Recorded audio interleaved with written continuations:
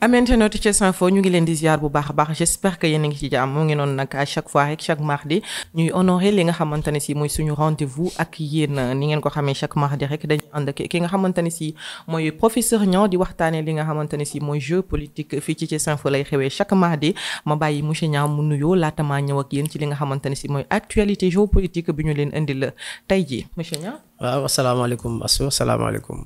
ami internet Thiès Info ñu ngi leen nuyu di leen siyaar di rafetlu à chaque fois comme ni ñu koy waxee rek. ñëw di am ak yéen jàngat boo xam ne sur la situation ou bien actualité géopolitique. mais toujours bi nga xam ne day intéresser Sénégal à travers le repositionnement du Sénégal dans le monde. merci beaucoup. mu ngi noonu tey nag diplomatie sénégalaise la ñu fas yéene waxtaanee parce que nag gis nañu ñetti visite yu nga xamante ne si nii kii di son excellence ak kii di président Ousmane Sonko def na ko ak ki nga xamante ne si aussi mooy ministre des forces armées. moom aussi def na ko fële ca Mali moom président Ousmane Sonko mu dem fële ca Burkina Faso ñu gis ko mu ànd ak ki nga xamante ne si mooy président bi waaye it ki nga xamante ne si mooy son excellence monsieur Bassirou Diomaye Diakhar Faye gis nañ ko it mu dem fële nga xamante ne si mooy ca Côte d'Ivoire ci benn forum bu nga xamante ne si amoon na fa mu mel ni nag ñetti pays yooyu dañu am quelque chose en commun muy ils sont les pays du Sahel maanaam benn association de pays la bu nga xamante ne si mën nañ ñi par coup d'état aussi la ñu jotee li nga xamante ne si mooy seeni ay yëf en plus dañu am plus ay points communs daal ba it nag fi mu ne nii daal diplomatie sénégalaise bi fi mu ne la ñu bëgg nag ñu daal di koy waxtaanee loolu noonu aussi tamit monsieur Niang ñoom lan lañ si jublu réellement ban portée lay am exactement lan moo waral loolu daal. waaw mën nañu question bi trilogie bi voilà effectivement Mali Niger Mali Burkina Côte d'Ivoire bon je pense qu'il faut préciser que peut-être à l'exception de la Côte d'Ivoire ñoom ñaar sur les trois ñoom ñaar ñoo nekk des pays du Sahel à l'exception de la Côte d'Ivoire donc c'était intéressant mais voilà mais quand même dañu gis ne c'est benn renouveau diplomatique bu Sénégal def la parce que bu ñu waxante dëgg en réalité ñu bari ñu ngi doon wax naan la diplomatie sénégalaise est somnolente quoi gars yi rek yi nelaw dégguñu leen sur la scène internationale le Sénégal dafa bari ay échecs diplomatiques yu muy am donc je pense que ni en tout cas ce mois de avril-mai vraiment ça a été un mois de diplomatie boo xam ne Sénégal pas yim ki des ay pas yu am solo la d'abord la visite ni nga ko waxee tout à l'heure du président Bassirou Diomaye Faye en Côte d'Ivoire am nekk benn pays boo xam ne avec le Sénégal quand même dañoo partagé lu bari dinañ ci mën a ñëw ci biir analyse xam naa ci biir waxtaan bi le Burkina Faso aussi nekk un pays du Sahel nekk un membre de l'AES am ak ay relations Sénégal des relations diplomatiques des relations ak économiques yu yàgg le Mali aussi nekk vraiment comme ni mu koy faral di waxee le premier partenaire économique du Sénégal kon vraiment trilogie boobu ñu def premier ministre bi dem fii président de la République dem fii ministre des forces armées dem fële loolu quand même je pense que ça a été une stratégie bien réfléchie et bien harmonisée boo xam ni xëy na li ñu ci jublu rek mooy rénover la diplomatie sénégalaise pour wane aussi quoi qu'on dise comme on dit le réveil du phénix quoi gars yi ñi ngi ci langue gi te it le Sénégal est aujourd'hui prêt à prendre la place qu'il mérite en tout cas dans la sous-région et en Afrique de manière générale. D'accord mais tey jii nii li nga xamante ne si seetlu nañ ko ci diplomatie boobu mooy ce n'est pas complètement aligné sur la CEDEAO waaye it opposé wu ko maanaam daal instant yi gis nañu faruñu fenn dañu nekk di kii nii rek bon je dirais pas tergiverser parce que c'est un bien grand mot mais dama naan tey jii nii amaguñu décision daal waxaguñu exactement fu ñu far Sénégal loolu lan lañ si jublu waaw oui je pense que c'est la lecture diplomatique Sénégal bi gars yi indi bokk parce que on est à l'ère de Ousmane Sonko et de Diomaye le tandem Sonko-Diomaye dafa am benn approche diplomatique bu ñu gëm bu ñu initié boo xam ne xëy na ñu bari sax seetlu wuñ ko bu baax a baax je rappelle que damay benn rappel bu ndaw il y a de cela quelques mois au mois de janvier le Sénégal le général Birame Diop le président de la République daf ko dépêché mu dem en Algérie il a été voir le président algérien waxtaan ak ñoom ci ay relations diplomatiques Sénégal Algérie donc ça peut paraître un peu bizarre pourquoi un général le ministre des forces armées ñu koy yóbbu ci ay mission muy dox ak ay mission diplomatique parce que traditionnellement li ñu daan gis mooy mission diplomatique la plupart du temps ministre des affaires étrangères moo ko doon dox donc on peut se poser la question pourquoi ñu yóbbu un général muy dem ci dox ci mission yooyu mais c'est un choix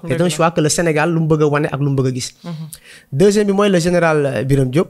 a fait en moins de 3 mois a fait 2 visites au Mali au mois de février-mars defoon na visite au Mali il a été reçu par le président Goïta avant-hier bërki démb demaat na Mali pour kii en même temps dem na Niger le même général Birame Diop dem na Niger n'est-ce pas Ousmane Sonko démb moo dem Burkina Faso donc vraiment ñu gis ne le Sénégal est en train de faire un maillage diplomatique dans la sous-région boo xam ne c'est toujours dans le but de défendre ses intérêts dama li nga wax sans questionner lu tax choix boobu c'est ça mooy question pertinente bi nga posé li tax choix boobu mooy man dama jàpp ne la zone CEDEAO le Sahel surtout dafa am une reconfiguration géopolitique bu fi am boo xam ne mën naa ni c'est inédit musu fee am. Pourquoi je dis ça? Parce que figurez-vous que bu yàggul récemment le Maroc par exemple dafa signer des relations de coopération militaire avec la Côte d'Ivoire. Pourquoi loolu am? Parce que ñu suivent l'actualité ils le comprennent. Maroc depuis que le Sénégal le général Birame Diop s'est rendu en Algérie Maroc dañoo am benn principe diplomatique bu ñu am Maroc ñoom képp ku am ak rapprochement Algérie ñoom dañuy def attention ci say mbir parce que ñoom am nañu un problème bu yàgg avec la question du Sahara occidental et tout. maanaam daal ku faree fële rek dañ naan ñoom ay. non voilà donc ils n'osent pas déclarer que le Sénégal est un ennemi parce que Sénégal ak Maroc seen relation kii dafa yàgg. mais quand même je pense que ni Maroc aussi bi le ministre des forces armées sénégalaises demee am ak dem rendre visite à l'Algérie am ak moom ay relation kii et tout. Maroc li mu def c'est une question de réponse diplomatique la defal Sénégal loolu mooy tu es venu dans ma zone moi aussi je ferai tout pour venir dans ta zone. parce que quand même Maroc Côte d'Ivoire des relations c'est vrai que Maroc yàgg na am benn ay relations yu bari parce que am na centre de formation des officiers yu mag yoo xam ne en Afrique de l'Ouest yu ci bari fa lañ leen di former. MECNES benn centre bu ñuy former des officiers militaires lañ mais. Pour la première fois relation diplomatique bi niñ ko renforcer sur le plan militaire entre Maroc ak Côte d'Ivoire dalay wan ni c'est une sorte de réponse que le Maroc a voulu faire au Sénégal en réalité. beneen bi mooy tamit y a une rivalité dans la zone Sénégal Maroc Côte d'Ivoire loolu c'est le moment de l'avouer. Quand le Maroc montre carrément que volonté mooy ubbi port Dakhlam ubbil perspective les pays du Sahel pour ñu mën a am accès à l'Atlantique. Là vraiment c'est une réponse que le Maroc est en train de poser. La Côte d'Ivoire nekk port de Côte d'Ivoire comme ni ma ko doon waxee fii la dernière fois le port d'Abidjan nekk le premier concurrent du port de Dakar. Malgré les relations économiques et tout yi ñu seq quand même. Donc yooyu yëpp dafa nekk benn reconfiguration boo xam ne maintenant à quel niveau il va falloir se positionner c'est ça la question. Est-ce que dañuy topp rek le cadre de la CEDEAO avec les directives et tout ou bien est-ce que dañuy jël en compte le réalisme politique comme ni ñu koy waxee parce que entre l'idéalisme et le réalisme je pense que le second choix est beaucoup plus approprié à savoir le réalisme. Idéalisme mooy li war a am. Réalisme mooy li am. li am mooy aujourd'hui la zone est en train d'être reconfigurée. L'AES dafa taxaw dafa am ay pays yu soxla la sous-région. AES je rappelle que c'est un espace de 2 700 km². Une population de 71 millions d'habitants donc un véritable marché de consommation un espace géographique qui est intéressant ñëpp bëgg am ak ñoom ay relations maintenant comment le Sénégal va se repositionner et je pense que c'est ce que la diplomatie sénégalaise a essayé de comprendre en jouant davantage sur le plan politique avec la personne du Premier ministre, mais aussi sur le plan militaire avec la sécurité, en l'occurrence du personnage, le général Birame Diop, qui fait vraiment office, qui a une bonne personnalité, une réputation. D'accord. Mais tey jii nii diplomatie sénégalaise boobu ñu continuer di jouer sur deux tableaux. Par exemple faruma fii faruma fële va je suis entre le juste milieu. Est-ce que tey jii nii du indi ñu perte li nga xamante ne si mooy seen crédibilité en fait? Non du tout Sénégal yàgg na am tradition équilibre diplomatique boobu je rappelle que même dans les années 70-80 au temps des crises yi gënoon a grave entre Iran Irak jamono yu yàgg yooyu nga xam ne sax dañ koy saboter fii boo déggee ñu wax ne xeex Iran Irak yu yàgg yooyu le Sénégal dafa amoon une position équilibrée entre l'Irak ak l'Iran am ak ñoom ñaar ñëpp ay relation te loolu yombul. La question palestinienne li muy compliqué nga xam ne am na ci ñoo xam ne boo farek nii ñu bàyyi la boo farek kii bàyyi la le Sénégal parvient toujours à jouer son rôle d'équilibre entre les deux. Jusqu'au moment où nous parlons l'ambassadeur d'Israël mi ngi fii Sénégal. te position Sénégal sur la question ñëpp xam nañ ko le Sénégal défend la cause palestinienne. Mais ça ne l'empêche pas d'avoir des relations avec Israël. jamonoy changé wul. Oui jamonoy changé mais dafa am principe diplomatique yoo xam ne quand même du gaaw a changer parce que chaque pays dafa am benn ligne de conduite diplomatique bu muy am na pays yoo xam ne historiquement duñ neexook yenn pays yi tout à l'heure c'était dans le cas du Maroc et de l'Algérie ñooñu c'est des pays qui sont ennemis dinañ waxante ni mais en réalité ils se touchent pas. Aujourd'hui am na pays yoo xam ne seen yenn représentants diplomatiques sax nanguwuñ koo am ci yenn pays donc Sénégal quand même à travers le monde vraiment diplomatie équilibre lay jouer diplomatie lucide lay jouer te it ñi nga xam ne ñëw nañ l'idéal li nga xam ne moo arrangé sax Sénégalais mooy ñu inscrire ci dynamique boobu mais pas ñu ñëw rek bëgg a chambouler toute la diplomatie de cette manière quand même. Effectivement léegi dama bëgg ñu aborder li nga xamante ne si mooy enjeux yi ak perspectives sécuritaires yi. mooy menaces jihadistes yi nga xamante ne si nii mën nañ ne que voilà ay choix géopolitique moo koy indi en fait. parce que ku ne xam nga ne que Sahel instant yi dafa nekk benn zone rouge bu nga xamante ne si voilà c'est menacé par les jihadistes. Mali Burkina Niger mooy pays du Sahel yi te gis nañ aussi Sénégal instant yi approche bi nga xamante ne si mu ngi koy am ak les pays du Sahel. tey jii nii est-ce que Sénégal fi mu toll nii dafa nekk di ubbi yenn perspective de danger yi maanaam di attirer yenn kii wala. Oui non je pense que c'est li ñuy wax rek c'est une manière de se défendre mais aussi je pense que ni tey jii man ni ma gisee discours kii wu rencontre Ousmane Sonko pratiquement bu démb sax au Burkina. Je pense que ni depuis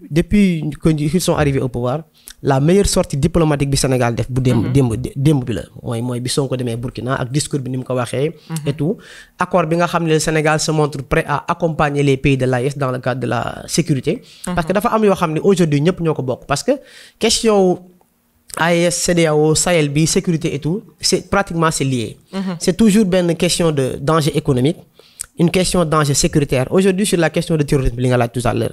mais la réalité dans ce monde d'aujourd'hui c'est que aucun état n'est à l'abri du terrorisme amul benn état bu mën a taxaw tey jii ne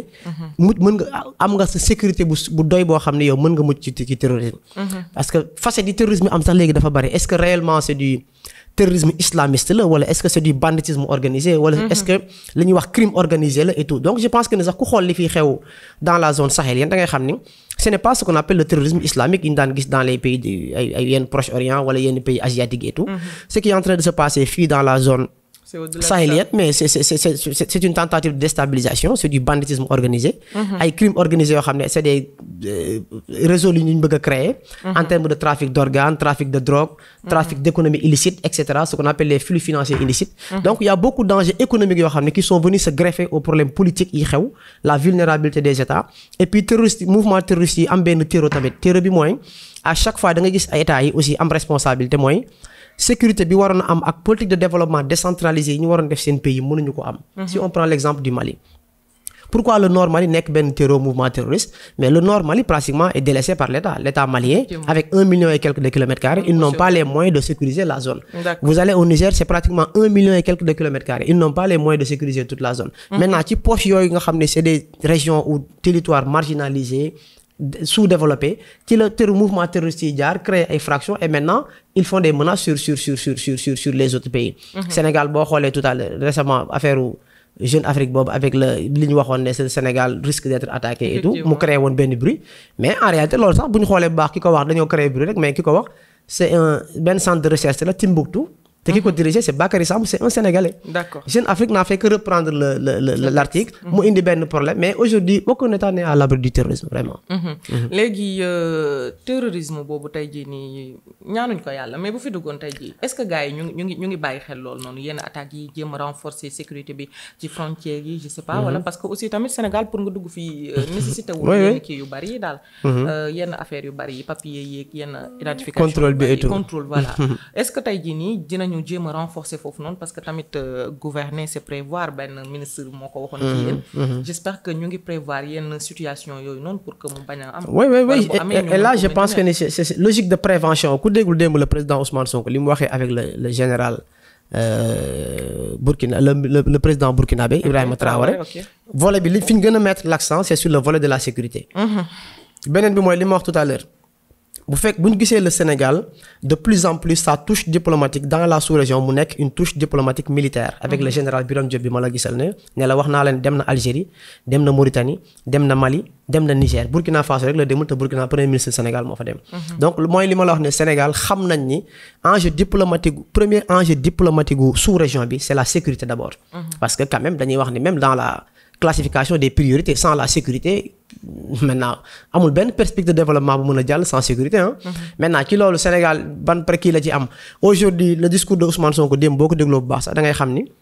li mu jàpp ak li ñu bëgg a wax mooy le cadre sécuritaire dans la zone du Sahel ça ne peut se faire que dans le cadre d'une intégration il faut que les États qui partagent la zone du Sahel de la Mauritanie Sénégal Mauritanie bi jusqu'au Niger ba Tchad sax ñoom ñëpp que les États dañuy wax les principes états souverains yooyu nga xam ne ñooy exercer le pouvoir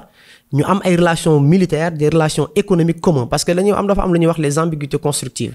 gis nga ñaari état bu ñu bokkee benn intérêt économique rek souvent seen intérêt yooyu day imposer ay intérêt géopolitique et intérêt sécuritaire ils auront tous intérêt à sécuriser leur zone parce que xam nañu sans la sécurité de leur zone exploitation ressource mënul nekk foo mën a am or foo am pétrole foo am diamant te ay terroristes nekk fa mën a ko exploiter aujourd'hui l'état malien mënul am accès dans la partie nord mënatu ko am na ci partie boo xam ne pratiquement c'est délaissé ay Mopti Gao yenn localités yoo xam ne Tombouctou pratiquement c'est des réseaux ñoo fa nekk di faire leur loi comme on appelle des no man's land yoo xam ne état bi amatu ci contrôle maintenant loolu lan moo ko mën a régler il faut que état bi nga frontalière assure une partie de la sécurité yow nga assurer que une sécurité c'est comme une manière de se couvrir et vraiment je pense que ni diplomatie Sénégal noonu lay jéem a repositionner woo sur la scène quand même et c'est vraiment stratégique quand même pour man effectivement léegi fi ñuy daanelee sax mooy président Ousmane Sonko wax na aussi ci li nga xamante ne si mooy panafricanisme bi. wax na ci jeunesse yi ngir daal affaire de dignité indépendance des trucs comme ça. est-ce que mën nañ ci def benn cap. Oui, sur le panafricanisme, je pense discours Ousmane Sonko bi dem quand même c'était un discours transversal ci ni mu waxee. Je pense que am na ci volet bu am solo bu mu wax boo xam ne dafa war a attirer attention yu bari mooy urgence bi am ci ñu relancer le discours sur le panafricanisme quand même. Parce que tey jii bu ñu yaakaaree ni le panafricanisme mooy dem jël benn billet boo bëggee contester la monnaie CFA da ngay dem jël benn billet CFA taxaw ci benn banque taal ko loolu c'est pas du panafricanisme. bu ñu déggee aujourd'hui des soi-disant panafricanistes c'est comme ça moi que je les appelle naan en bas la France vive la Russie. loolu c'est remplacer une dépendance par une autre dépendance c'est pas ça le panafricanisme. Aujourd'hui panafricanisme bi nga xam ne moom la ñu war a promouvoir moom la ñu war a lancer pour mu développer wu. C'est le panafricanisme boo xam ni day assurer wala day assumer les perspectives de développement économique et social. am na panafricanisme boo xam ne ña ko xeexoon bu njëkk ñoom ay Nkrumah comme ni ko Sonko doon waxee les pères fondateurs là. ñooñu c'était dans un contexte de dénonciation et de contestation. dañ ñoo coloniser woon ñu nekk ay intellectuels doon ay boroomi xam-xam jóg ngir xeexal Afrique doon contester pour wane ni voilà c'était le cas de l'Afrique la civilisation africaine l'identité de l'homme noir et tout. jamono jooju loolu la jamono contre panafricanisme laajoon. Mais aujourd'hui li panafricanisme laaj du loolu aujourd'hui li panafricanisme laaj c'est comment faire pour relever les défis du sous-développement économique et social du continent. Li panafricanisme laaj tey jii mooy comment connecter les peuples africains avec les réalités du continent. Le panafricanisme bi war a xew mooy aujourd'hui li nga xam ne am nañ ko lu mel ni ZLECAf toujours dama koy wax actuellement on est en train de parler de la BAD. Banque africaine de développement nan lañ ko mën a structurer ba mu mën a porter les perspectives de développement du continent loolu mooy le panafricanisme récent te am na ay intellectuels yu mag yu koy porter je prends l'exemple de ces ñu mel ni ay Felwine Sarr des gens comme Dongo Samba Sylla nga xam dañuy wax carrément ci question monétaire bi mais ce qui est charmant ci le discours des Achille Mbembe et tout ñoom à chaque fois da nga gis ne buñ ne sur la question monétaire on doit changer la monnaie ñoom ils te disent au moins par quel mécanisme il faut le faire. Mais quand des soi-disant panafricains disent que voilà dañoo war a faire quitter les bases françaises mais faire quitter les bases françaises pour que après les Russes viennent. Et loolu c'est comme li ma wax tout à l'heure c'est remplacer une dépendance par une autre dépendance et ça n'a aucun sens. Aujourd'hui ñi nga xam ne ñooy porter le discours li Ousmane Sonko wax hier aussi bokk na ci mu ne le panafricanisme en réalité n'est pas exempt de limites parce que tout n'est pas bon dans le panafricanisme. ni ñu ko théoriser ak ni muy doxee nii actuellement ça frôle plus le populisme qu'un élan scientifique ou bien un mouvement intellectuel. Voilà mariirandoo la rek. boo xam ne ku jóg voilà pour nga wane ni d'accord ci monnaie française fa li ma wax sax da ngay jël benn monnaie taal ko pour nga wane ni d'accord ci base France da ngay dem jël drapeau benn dëkk taal ko. pour nga wane ni yow mi xamoo réellement. alors que yow c'est les perspectives yi lay xaar dëggantaan réellement xamuloo ko. donc loolu aussi je pense que ni éveil boobu il va falloir ñu def ko et je pense que si quand même Ousmane Sonko discours bi mu tenir démb au Burkina c'était un discours très intéressant très stratégique et très quand même bu am sens boo xam ni je pense que li ñu war a gën a def au-delà des statuts taf wala ay wane lii la wax mooy c'est d'écouter scientifiquement et philosophiquement le fond du discours pour le comprendre. man loolu laa ko gisee ñu teg perspective yi nga xamante ne si mooy wane ni que lii voilà bu ñu fi teggee lii moo fi am la souveraineté Ousmane Sonko a parlé de souverainisme boobu parce que le combat panafricain aujourd'hui c'est le combat de la souveraineté te souveraineté boobu mais li ma wax sànq mënoo ni na fi diw jógee diw remplacer ko loolu ce n'est pas de la souveraineté. boo nee diw na fi jógee day fekk nga teg ay mécanismes yoo xam ni kii ñëw dafay fekk lu dëgër loo xam ni day jël en compte les perspectives de développement du continent. Aujourd'hui quand on parle des perspectives de développement mooy comment faire pour lu mel ne ay des questions d'électricité des questions d'accès à l'éducation d'accès à la santé d'accès à des logements décents le problème de l'employabilité des jeunes. Aujourd'hui un continent qui a pratiquement plus de 40% de sa jeunesse qui a moins de 35 ans 40 ans comment optimiser ce potentiel démographique pour mu nekk une force de développement. yu mel noonu mooy les vrais enjeux du panafricanisme moderne mais nekkul ba ay enjeux dénonciation contestation lii baaxul lii na fi jógee sans pouvoir autant mettre en place ay alternatives yu wóor quoi. Vraiment. D'accord. Cap du panafricanisme. Vous pouvez en venir en français? Oui, je pense que hier à travers le discours du président Ousmane Sonko, je pense qu'il a un des points saillants de son discours a été un nouvel élan ou bien un renouveau du panafricanisme parce que quand même il va falloir le dire, c'est comme si on est en train de vider le mouvement panafricaniste de sa substance et de son sens réel. Et pour rappel, les pères fondateurs du mouvement panafricaniste appartenaient à une époque coloniale où il fallait dénoncer l'entreprise coloniale, défendre l'histoire de l'Afrique, défendre la civilisation africaine, défendre l'identité de l'homme noir. Je pense qu'ils l'ont, je dirais pas, ouais, par des arguments. Et je pense en ce sens, ils l'ont pas assez bien fait, ils l'ont très bien fait, ils l'ont fait de manière très excellente. Mais aujourd'hui, ce modèle de panafricanisme ne peut pas prévaloir. Quand on pense qu'actuellement, au XXIe siècle, avec le panafricanisme contemporain, être panafricaniste, c'est par exemple brûler un billet de 5 000 francs ou bien un billet de 10 000 francs devant une banque pour montrer qu'on est contre le franc CFA. Ce n'est pas ça du panafricanisme. Quand on pense qu'être panafricaniste, c'est brûler le drapeau de la France pour dire en bas la France, vive la Russie. Mais là, c'est une forme de changer une dépendance par une autre dépendance. Ce n'est pas du panafricanisme. Aujourd'hui, comme je dis tout à l'heure, quand le fait de vouloir restreindre le mouvement panafricaniste à de simples contestations, c'est même aujourd'hui réduire le sens et la portée de ce combat par rapport aux enjeux du continent. Et c'est vraiment là où vraiment le président Ousmane Sonko a été, je pense bien, très pertinent en disant que, et c'est avec un courage qu'il l'a dit en déclarant que le mouvement panafricain n'est pas exempt de limites. Et comme tout mouvement, un mouvement parfois dépend d'un contexte spatial, d'un contexte géographique, mais aussi d'un contexte historique. Il y a un temps sur lequel non seulement peut-être il ne faut pas faire tomber tous les fondements du mouvement, mais quand même il va falloir le réadapter et le contextualiser. Et aujourd'hui, contextualiser le mouvement panafricaniste, c'est de l'inscrire dans une dynamique qui promeut le développement économique et social du continent. Et le développement économique et social du continent, c'est quoi aujourd'hui? Quand on a un continent avec un potentiel de plus de 40% de la population qui a moins de 40 ans, quand on a un potentiel de continent qui dispose d'une plus grande partie, ou bien de plus grandes réserves de terres arabes, quand on a un continent qui décèle des réserves de ressources naturelles de matières premières les plus importantes à travers le monde, aujourd'hui, c'est ce panafricanisme qu'il faut optimiser pour lancer les perspectives de développement. Et personnellement, moi, je pense on a des exemples quand même, mais on semble laisser le terrain à un vent populiste qui est en train de prendre la place du panafricanisme et qui n'augure en rien de bon aujourd'hui. Je pense que des intellectuels comme Felwine Sarr, des gens comme Achille Mbembe, des gens comme Ndongo Samba Sylla sont en train de poser des actes qui montrent que oui, aujourd'hui, si on devait changer la monnaie CFA, parce que considérant que cette monnaie ne peut pas porter nos perspectives de développement, mais c'est parce qu'il pose des mécanismes stratégiques, des mécanismes intellectuels qui sont discutables certes, mais qui, vraiment, quand on les entend, on sent que ces gens ont quelque chose à mettre sur la table. Quand on dit que les bases françaises doivent partir, les bases américaines ne doivent plus être là, mais avant de faire partir les bases américaines, les bases françaises, il va falloir asseoir les conditions d'une sécurité militaire réelle qui montre qu'aujourd'hui, les armées africaines ont la possibilité de faire face éventuellement à toute forme d'attaque terroriste ou bien de menaces extérieures et les bases. Et avant de remplacer les bases. Donc, on n'est plus à l'ère de ce panafricanisme sur fond de populisme. On est à l'ère du panafricanisme concret, un panafricanisme qui doit porter les perspectives de développement économique et social du continent. Sans quoi, vraiment, je pense que ça sera toujours peine perdue. On aura des idées vraiment belles à entendre et des théories qui seront vraiment très appréciables. Mais dans la réalité du terrain, les choses ne changeront pas. On continuera de parler de l'Afrique comme un continent pauvre. On parlera de l'Afrique en dessinant l'Afrique comme étant le continent des coups d'État, le continent des malheurs, le continent de la marginalisation, le continent du sous-développement et tout. Et vraiment, je pense qu'à travers le discours du président Ousmane Sonko hier au Burkina, c'est ce message d'assurance, c'est ce message de soutien que le président Ousmane Sonko a essayé d'apporter au peuple burkinabé. Et vraiment, il faut s'en féliciter et de se rendre compte que vraiment, on a senti le président burkinabé très, très, très heureux, mais aussi très, très, très ouvert à en tout cas, entamer une nouvelle perspective de développement qui vraiment va passer non seulement à l'intérieur du continent africain, mais qui va porter l'ensemble du développement par rapport au continent. Oui, c'est intéressant. C'est intéressant. Monsieur Nia, je pense qu'on a fait le tour.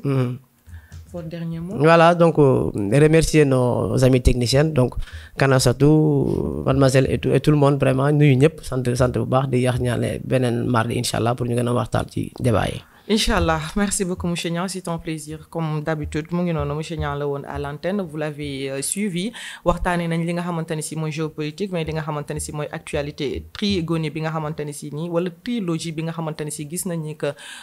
ñetti nit yu nga xamante ne si ils sont importants ci dëkk bi dem nañu def li nga xamante ne si mooy ay visite son excellence monsieur Bassirou Diomaye Diakhar Faye dem fële ca Côte d'Ivoire waaye kii di président Ousmane Sonko dem fële au Burkina